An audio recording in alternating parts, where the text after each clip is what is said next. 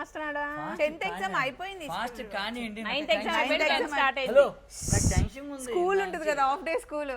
ఇందాక నుండి టెన్షన్ పెట్టేది ఎవరు?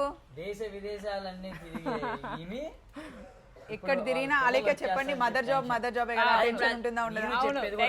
నేను చెప్పేది కూడా అదే.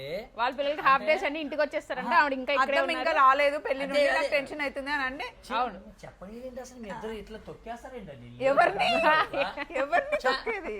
నేనేం చెప్తాను, యాజ్ ఏ మదర్ గా పిల్లల రెస్పాన్సిబిలిటీ నిజంగా 100% మీరే తీసుకుంటారు, మాకన్నా మీరే గ్రేట్ అని చెప్తున్నా.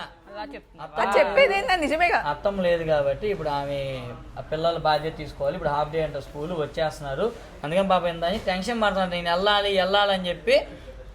ఆ లేట్ కి కారణం ఎవరు? అలేక చెప్పండి.